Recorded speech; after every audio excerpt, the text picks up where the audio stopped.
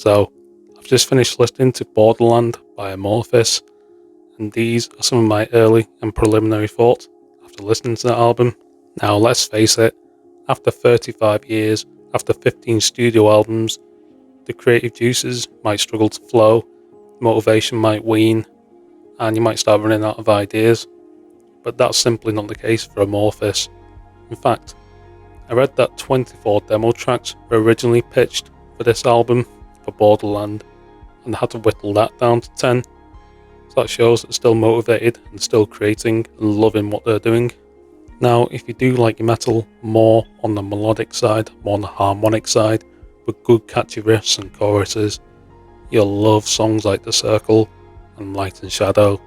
In fact, you'll love the whole album. For me, it's the guitars that really drive this, and they're one of the most salient features on the album, especially in these two songs. Again, there's some absolutely blazing tones, some absolutely gorgeous work there.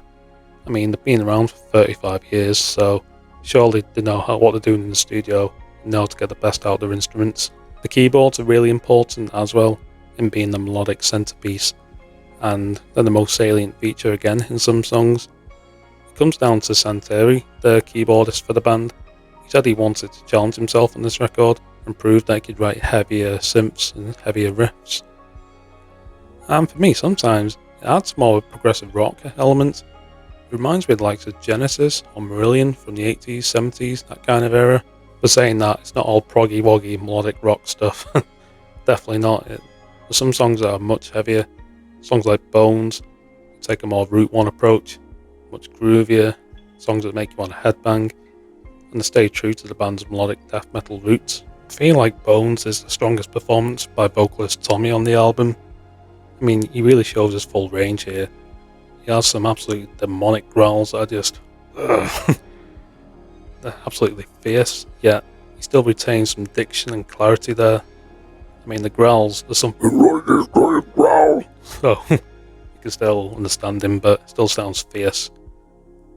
Yet he has quite a soothing timbre to his voice at times, and has a nice melodic edge, especially in the choruses. I like to see that dichotomy, and it reminds me of vocalist Mike Ackerfeld from Opeth.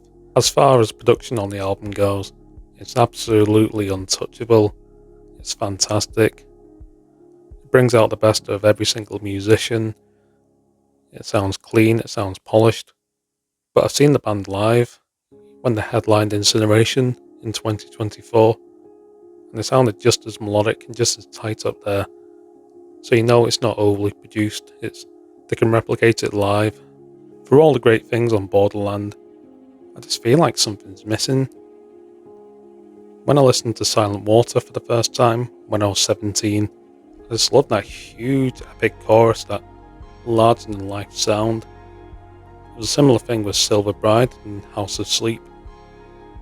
You know, those songs with huge choruses that people can sing along to in a live setting, at festivals, in arenas. Again, I just feel like Borderland's missing that one huge moment. I think Bones is maybe the closest to it. It's got a pretty catchy chorus, but I just don't think it's going to reach the same levels as those older songs I mentioned. It's definitely not their magnum opus. It's definitely not their best work. With that being said though, it's definitely a solid album. It's a respectable effort from a band who are definitely in the twilight of their career now.